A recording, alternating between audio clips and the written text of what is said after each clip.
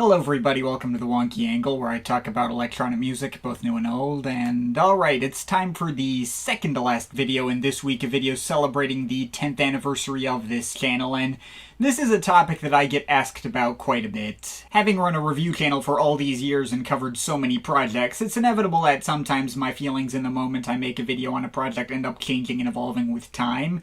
And in fact, I've already made a video exploring this topic once before. Back in 2019, I did a video on 10 albums I changed my mind on, and discussed the albums to which my feelings shifted probably the most drastically after I made videos on them. And if people ask me about the topic in comments, I've tended to just link them to that old video. Though it has also been over 5 years since I made it, I've covered even more music in the time since that video, so there's been plenty more opportunities for my feelings to, I guess, come out wrong, if you want to call it that. Although, just for the record, this is a lot less common than you think. Albums where my score would change more than a full point after I cover them are actually extremely rare, and the examples I gave in that 2019 video are still probably the most drastic changes in opinion I've had.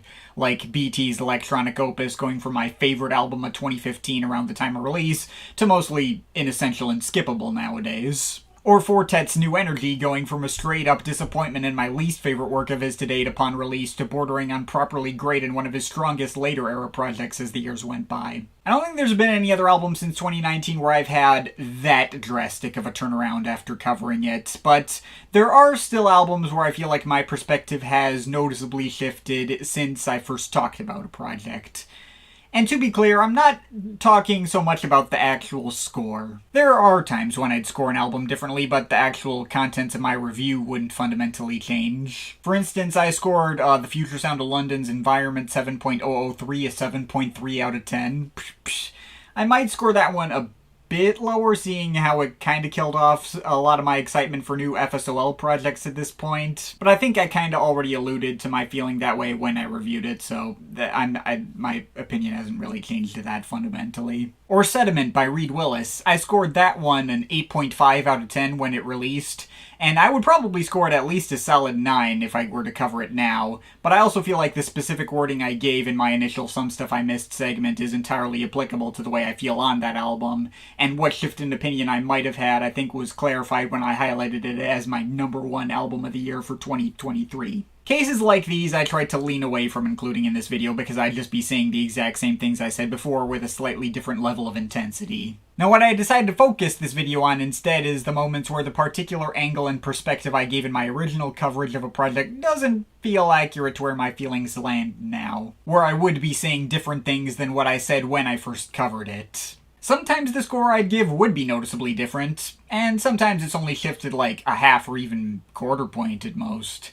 But that's not what this video is really about. More importantly, my mindset approaching these projects has changed and feel like they may need some mild updating. For the record, there is one album here I've never actually covered in a dedicated review or Some Stuff I Missed segment, though I have also talked about my feelings on it publicly as part of a Greater List video, and my perspective is in fact different nowadays than it was the first time I highlighted it, so I decided to include it here anyway. And there's also some much more rare occasions that I wanted to highlight where my feelings turned around twice in a significant way, where I scored an album one way when I reviewed it, it grew on me after the fact, and then it shrunk on me again, or vice versa. I've decided to include 2 examples of this phenomenon in this video, one in each direction, since even if the score might not have ended up that different in the end, my actual perspective on those projects changed quite a bit from how I talked about them before. Also, this list obviously isn't completely comprehensive to every instance I changed my mind since 2019.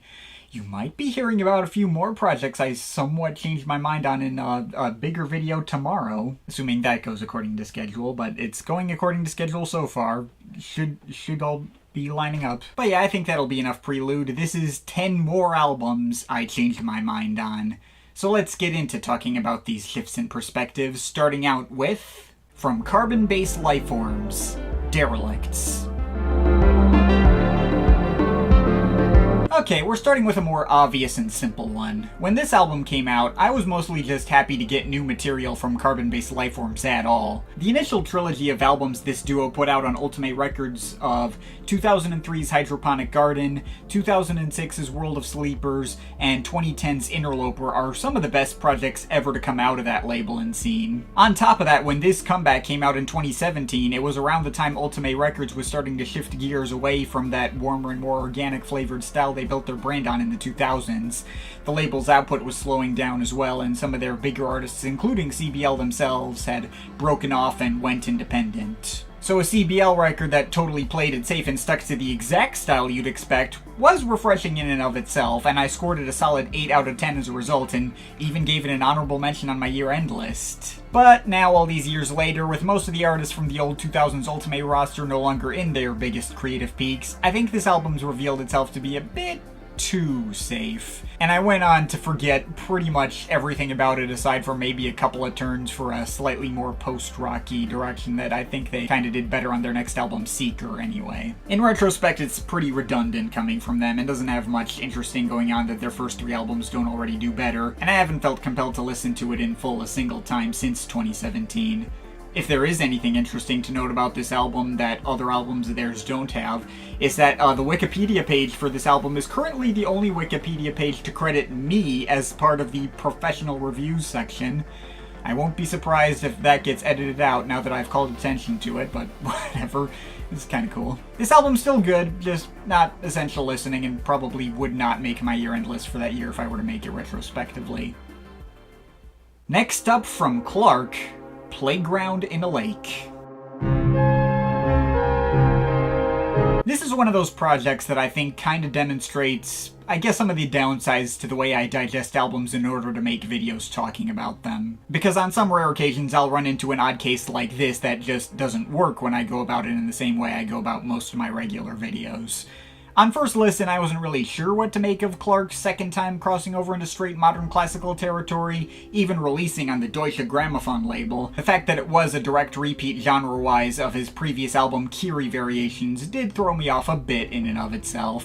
But because Clark is a popular enough name that I knew people would be interested in dedicated videos discussing his albums, I forced myself to listen to this album a bunch of times in order to pin my thoughts down. And this turned out to very much not work to the album's benefit, because Playground in a Lake is an extremely depressing and downbeat record, reveling in all the darkest emotions one can have, and listening to it repeatedly is a surefire way to get you sick from the air of pure negativity. It quickly became a major chore that I didn't really want to keep coming back to, so I got fed up and shoved out my video in order to relieve myself of the burden it had become, scoring it a 6.7 out of 10 as something I could respect and easily understand the appeal of, right down to making my video entirely black and white and slightly lowering the frame rate in order to match its tone, but I just wasn't remotely interested in listening to it anymore. Now, to be fair, I did have actual criticisms outside of it just being a downer. I mainly wasn't crazy about, like, the film soundtrack-like fragmented structuring, and thought the initial moments at the very beginning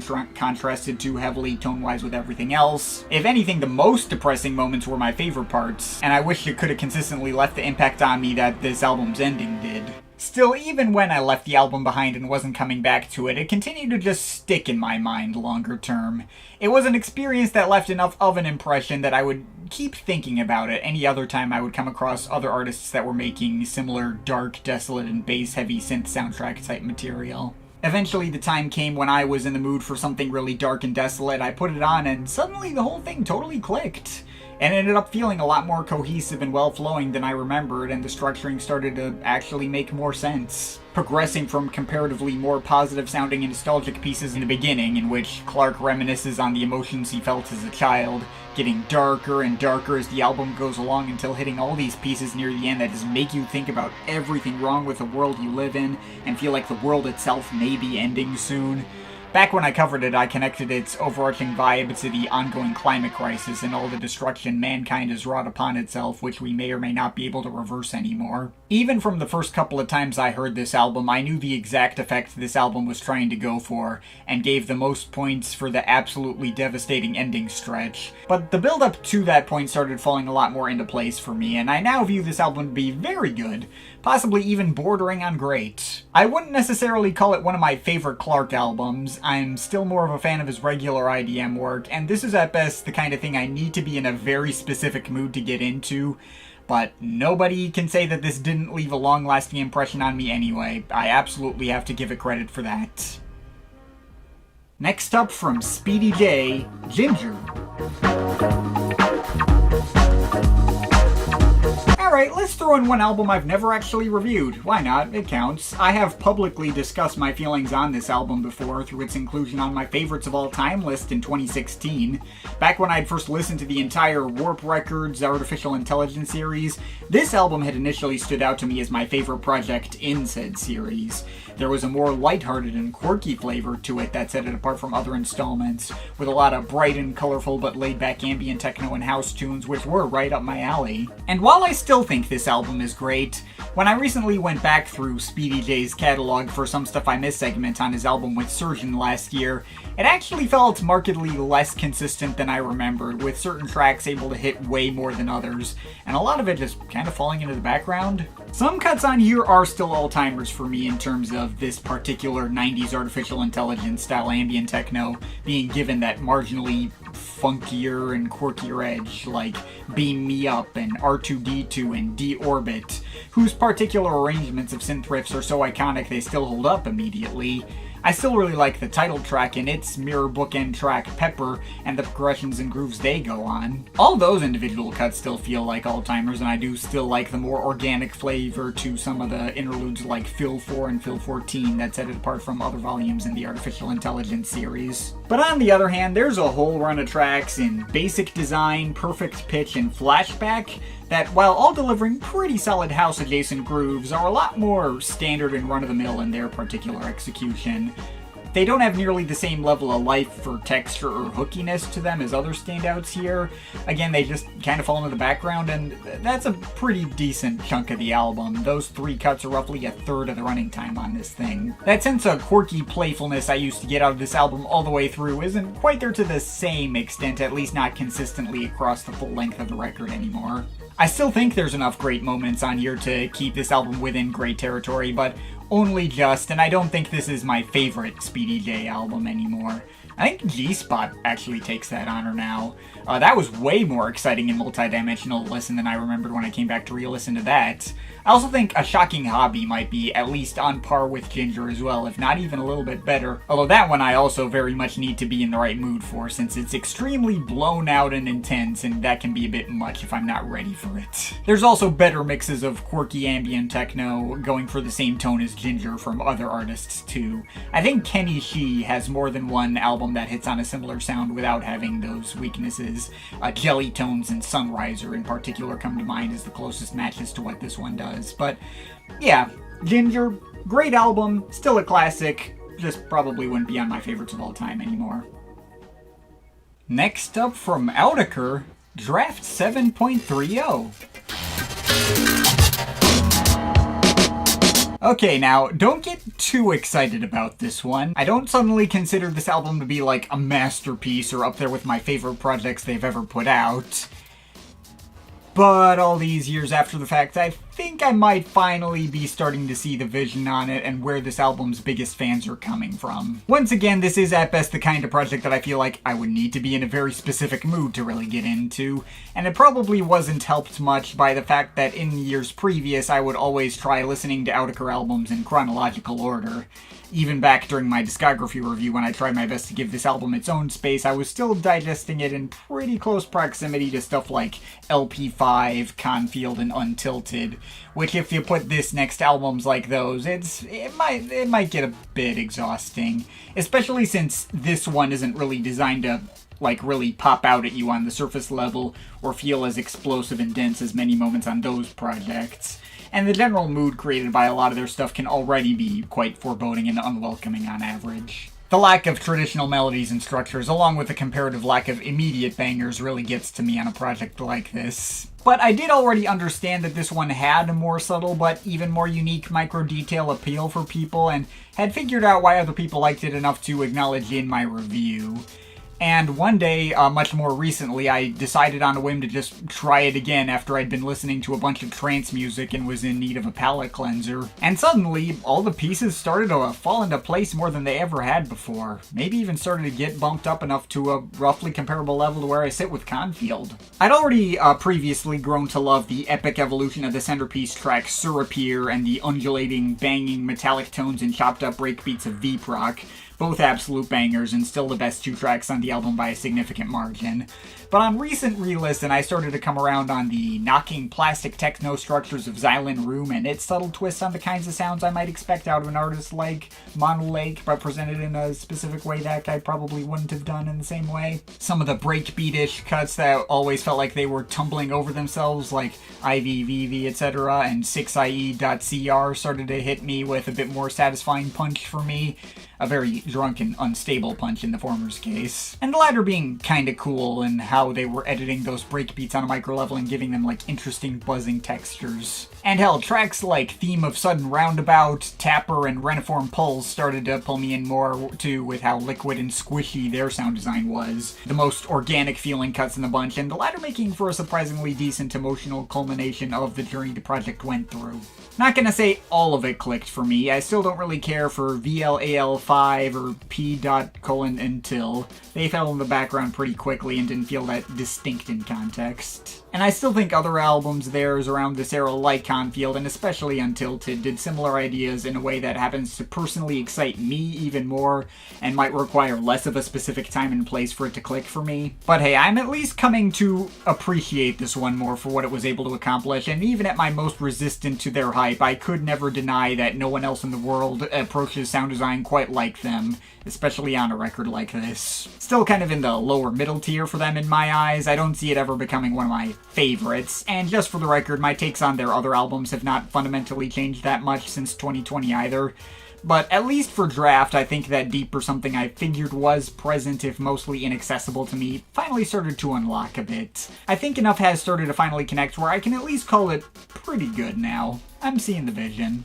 Might even be closer to actually scoring it to 7.3 to match the title. Next up from Nightmares on Wax, Shape the Future.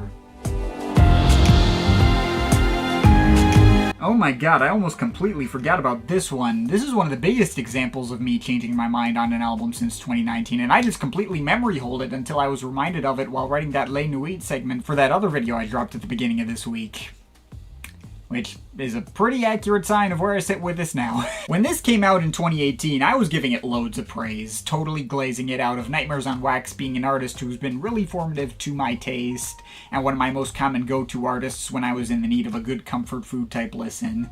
And initially I was really excited by this album, both from the way it loosely continued from some of the ideas on his last album, Feelin' Good, which is one of his absolute best, maybe even his best in retrospect, in the way it combined his laid-back instrumental hip-hop style with more organic live instrumentation and felt super warm and super comforting and super empathetic to whatever hard times you may be going through in life. But here, he also wanted to bring in a little bit of social commentary in the wake of the tone of the entire world taking such a dark turn in the later 2010s. Most of which came in the way of some lyrics just kinda vaguely exploring more negative emotions about being brought to your knees, or deep shadows, or being driven crazy, but also trying to impart some vague wisdom about how we need to be responsible with shaping the future, or the big 7-minute opener featuring a pretty direct environmental message about giving love back to nature. There was also one kinda weird track called Tell My Vision, about the rise of conspiracy theorists, and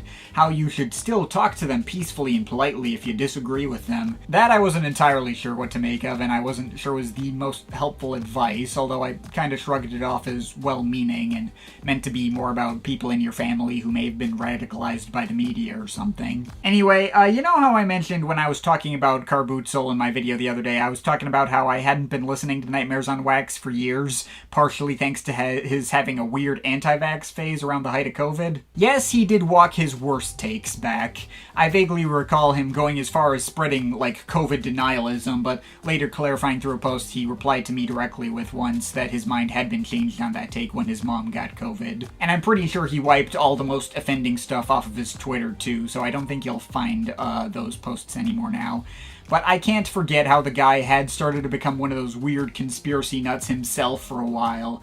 And boy howdy did that put Tell My Vision in a way more uncharitable and self-defensive light. The track had already been rapidly sitting wrong with me as I had to see more conspiracy nuts popping up to spread hateful rhetoric online on top of the lumpy and awkward beat on that track just already kinda sucking. Somehow managed to age even worse after most of those flat earth weirdos he was talking about at the time turned into QAnon freaks and from there eventually just regular Nazis. You really do not want to engage with those kinds of people nowadays. Just block them and move on with your life. I guess thank goodness he never fell down that rabbit hole himself. I do find it somewhat admirable that he still tries to stick to, like, just all good vibes and peace and love, despite also regularly using Twitter. He could have turned out much worse than the place it looks like he is in right now. But yeah, that one song sucks, and the rest of the album, aside from that one clunker, mostly just cemented itself as a mixed bag, with certain tracks able to stick way more than others. Mostly the tracks that were like pre-album singles and teasers. I still like the title track, Gotta Smile, and Citizen Kane. The latter has remained one of the biggest earworm hooks he's ever delivered, and will stick in my head regardless of whether I wanted to sometimes. And in terms of deep cuts, I still really like the warm chopped up pianos of On It Maestro, but that's kind of about it. Much of the rest of the album kind of revealed itself to be kind of thin and shallow and not hold up as well with repeat listens. Cuts like Tomorrow, Typical, or to a lesser extent Deep Shadows went from being mildly catchy to just a little repetitive and maybe a tiny bit grating. And Back to Nature and The Other Ship kind of ended up more forgettable than anything and like repeats of ideas he'd done better before, even if I can still easily respect the former for its greater scale and message. This album is still fine enough at worst, and there's certainly much more to like here than the album he would follow it up with, shout out to Freedom.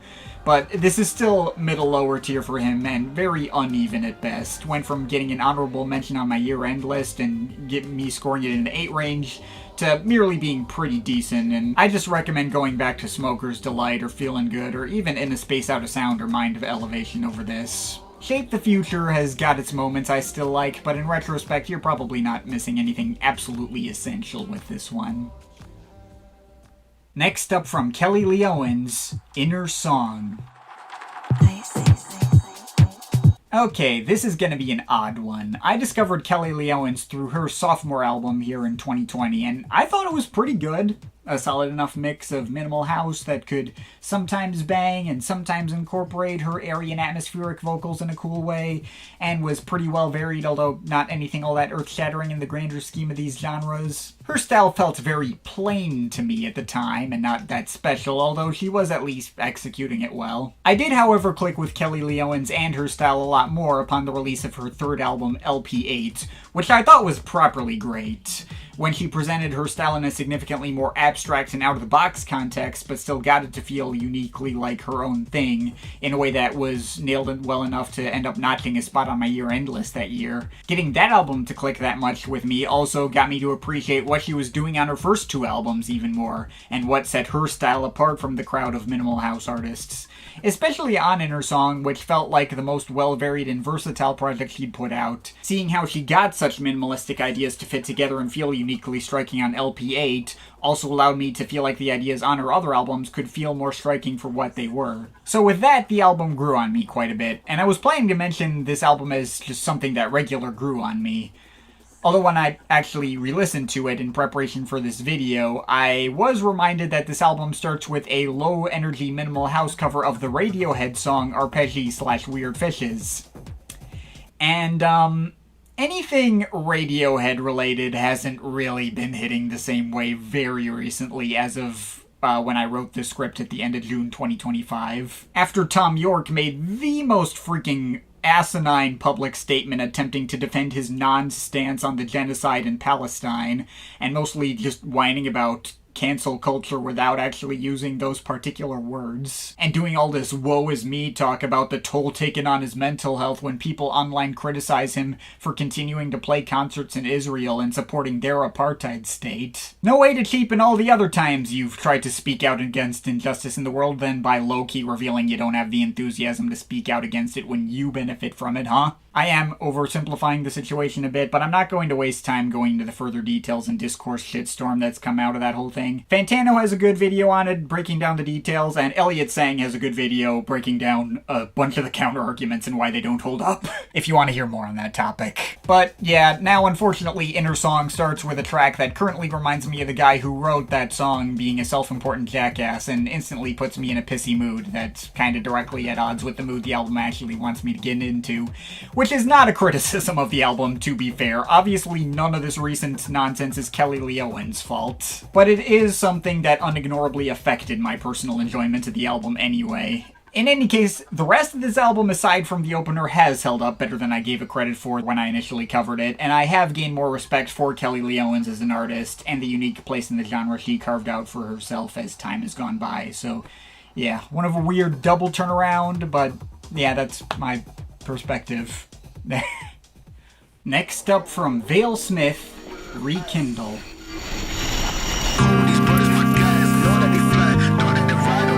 Okay, how about something I have less complicated thoughts on? This album's just regular grown on me without any caveats. Rekindle had the major disadvantage of having to follow up Coruscate, an album that completely blindsided me and ended up as my favorite of that entire year, and being released within the same year as that album, even being advertised as a sort of sister album to that project. At the time, I was positive towards this album, but definitely less excited out of finding a lot of the results both too similar to Coruscate while also less exciting. But it's been a couple of years now, we're a few album cycles away as his sound has evolved even more. And now that I've had some proper distance from this album and Coruscate and allowed this album its own space to breathe separate from its immediate predecessor, I have found more to appreciate out of what it does in particular that his other albums don't. Most notably, what Rekindle has above all his other stuff is that this is easily his most well-flowing and seamless project to date.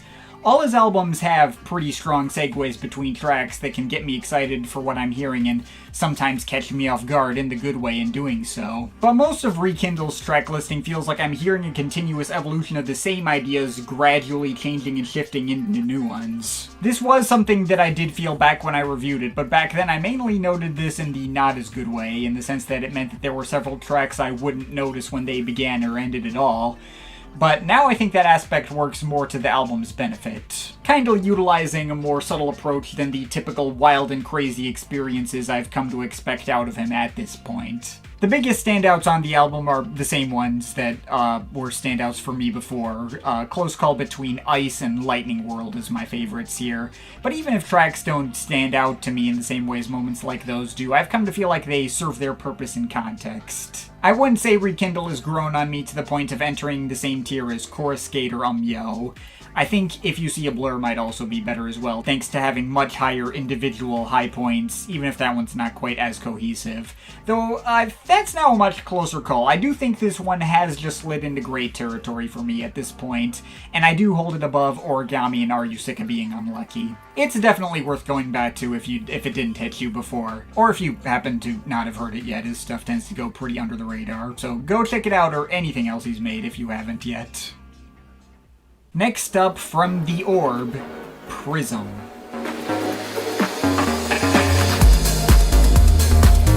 Alright, this is another one of the more drastic shifts in enjoyment highlighted here. I'd almost certainly be scoring this like a full point lower than I did at the time it released, more like a 6.7 out of 10 now compared to the 7.7 I originally gave it. My feelings on this one are tied pretty closely to my feelings on that album's direct predecessor, Abolition of the Royal Familia. Another album that was almost going to be on this list instead, and my mind seems to change every time I listen to it. Really, the main reason I decided against putting that here instead is because I've already discussed my newfound conflicted, rapidly shifting feelings in detail when I made my Orb Worst to Best ranking video. If I go in expecting that album to be great, then it'll be a disappointment for how very lopsided and occasionally sluggish the pacing feels, and how Dr. Alex's sense of humor kind of started to enter into the lame kind of cheesy instead of the fun and creative kind of cheesy. But if I go in expecting it to be a disappointment, then I'll get a pleasant surprise for how well it's produced, both on the ambient side and on the side of the solid spacey dance grooves, and how it still successfully captures some of the wilder, quirky charm I loved so much on The Dream. It's an album I can never seem to fully decide on. I think I'd at least average it out to being pretty good.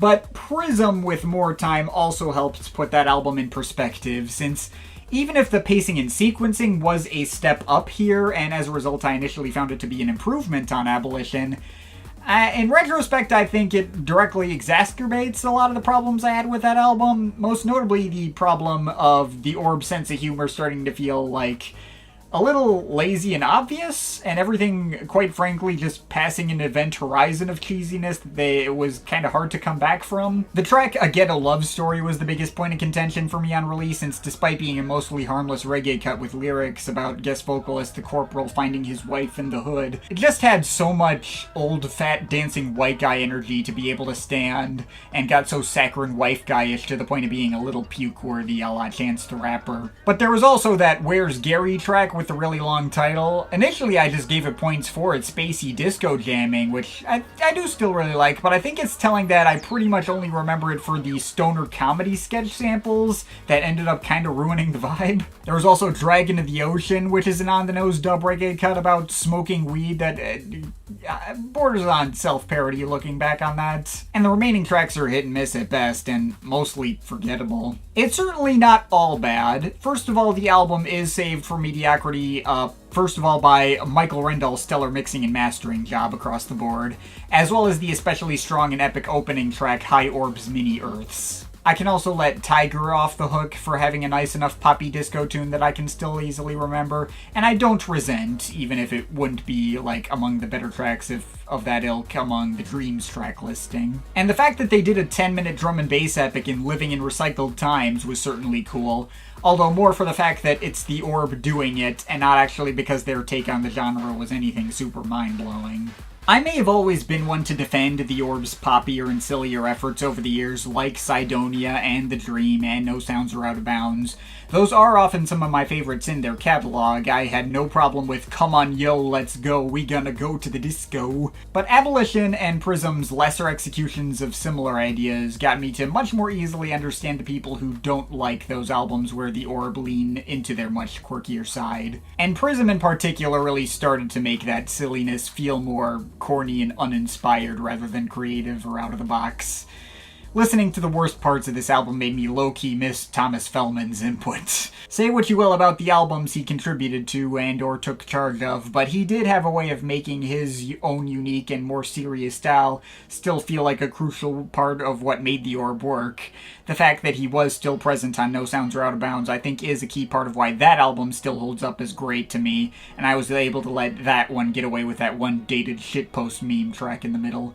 That might have been more of a bad sign of what was to come than I had hoped. Prism is still a perfectly alright album, decent at worst. I'll still take it over some of their drier and less interesting albums like Orbserver and the Star House or Baghdad Batteries, and the way cleaner production and better sequencing puts it above the similarly clunky and all over the place Bicycles and Tricycles. But in retrospect, it's definitely not one of their stronger efforts, and I really haven't had the urge to come back to it. Next up, from John Hopkins, Singularity. Right, this one. Upon this album's release, I scored it a solid 8 out of 10. And within 24 hours of me uploading my video on it, that score had already started to feel like cope. I had built up this image in my mind of John Hopkins being this one-of-a-kind talent in electronic music, from the way his previous two albums, Insides and especially Immunity, seemed to be finding brand new ways to assemble conventional electronic beat patterns, got them to fit in a certain easily accessible framework, and yet just brought enough of his own unique twist that seemed like no one else had done before in the same way. Something about the way he put together his bouncing garage and house beats and combined them with ambient and classical piano elements just felt like his own thing at the time.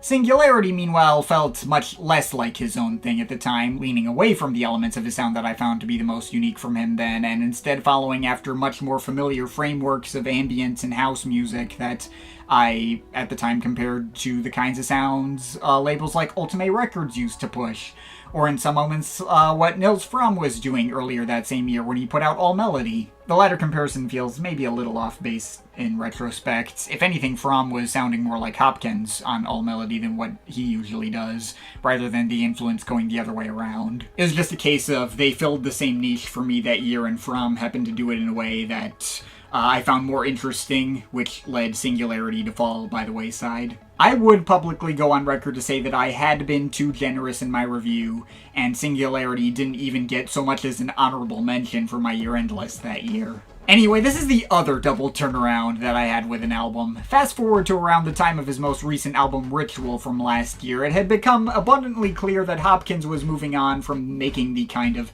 epic, large-scale, semi-experimental house journeys that got him all the acclaim in the past, and instead focusing squarely on regular, old, traditional ambient music. While preparing for that video, I obviously needed to go back and listen to some old projects to refresh my memory, so I listened to Inside's Immunity and Singularity all in a row, and suddenly Singularity clicked for real this time. I talked about this in my CD collection video the other day, but I feel like the completely different zeitgeist for electronic music between 2018 and 2024 made a noticeable difference that could change my perspective. Now that everything in the mainstream adjacent sphere pretty much just became deep house and garage throwbacks, I became less in the mood for an experience like what Immunity could deliver. Still love that album and consider it an all-timer, but it doesn't feel quite as unique nowadays as it did when I heard it for the first time, thanks to all the people who came to directly copy off of his playbook. Singularity, meanwhile, an album that used to blend more into the ongoing scene in 2018, now feels fresher in context with what's going on in electronic music right now. We don't get as many albums trying to go for these kinds of grand, sweeping, emotional, epic ambient experiences. I was hearing some very slight tones that fit more in line with the typical approaches and ethos of the EDM scene of the time, which doesn't make stuff like this in quite the same way. Now, I'm not going to tell you Singularity is suddenly an all-timer for me now, but I now view it as the third volume in an unspoken trilogy that also includes Insides and Immunity, all of which hit on a roughly comparable level for me right now and all feel directly connected in all their themes, ideas, and executions. Everything connected, one could say. I still think I prefer the other two for feeling like their approach to sound design made them feel more substantive, but this is the most openly and straightforwardly sentimental of the trilogy, the one that focuses most squarely on just getting the core emotions to hit, and in that way it's felt more and more like the natural culmination of the ideas those albums were leading to, and that all three albums benefit from being linked together in this sort of way. So, there we go. It was an 8 before I uploaded my video, fell to like a lower 7 after I uploaded my video, went all the way back up to like maybe mid-lower 8 range 6 years after the fact. Weird journey I've now gone on with this, but it's one I'm more than happy I've landed in the place that I have. And now we just need Hopkins to get more ambitious and try to make a big epic journey like this trilogy again for his next album. Please? That would be nice. And finally, from Orbital, the Brown Album.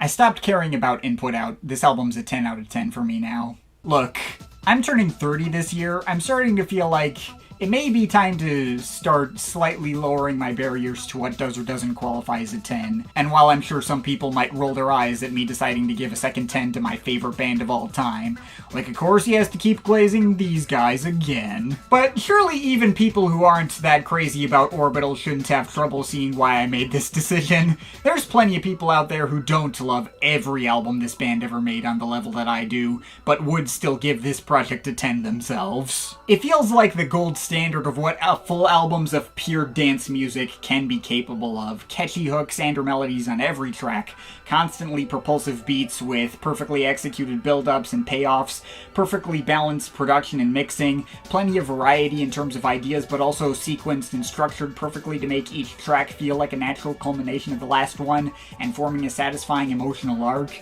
constant progression and twists and turns to keep the experience constantly exciting without ever getting repetitive, but also making sure no idea goes underdeveloped, and the big variable that sets 10s apart from high 9s in my mind, sheer longevity, and having become long-term fixtures over the course of my entire life. Here, even directly informing what I personally value in this genre I've devoted my life to. There's not a single, even minor criticism or nitpick I feel like I can levy at this album at this point. Before this, really the only thing keeping this album from getting a perfect score was the fact that the outro track, Input Out, felt slightly jarring when immediately following up Halcyon, which, to be fair, is more of a legit criticism than that might sound on paper. Getting rudely unimmersed from a perfectly crafted vibe and atmosphere, especially from that of a track I've gone on record calling my favorite of all time, can be a problem. This same issue is also the only thing preventing Air's Moon Safari from getting a 10 out for me.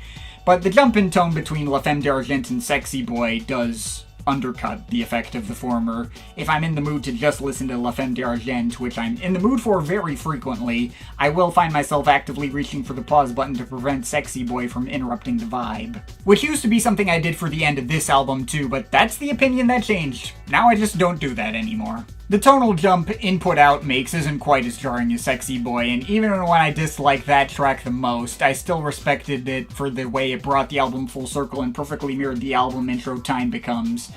Now I'm much more likely to be in the mood to just let the full album run through uninterrupted. So yeah, we'll see what else may end up falling into my 10 out of 10 boundaries now that enough time has passed for them. Maybe Robert Miles' Dreamland? Maybe J. Dilla Donuts? Maybe a hybrid album? I don't know yet. I'm not quite sure yet. Perhaps that'll be a conversation for another day. But in the meantime, yeah, Orbital's Brown album, I scored it a 9.5 when I reviewed it. I would now score it a 10 out of 10. And yeah, there we go. That's 10 more albums I changed my mind on. But of course, these are all just my opinions. You can feel free to disagree with them, but I'd like to hear your thoughts, so leave the comments in the comment thing down there. Shout out to my Patreon supporters, they're awesome people. You want to add yourself to that list? Link to my Patreon is in the description. But yeah, that's pretty much it. That's all for today. See you next time.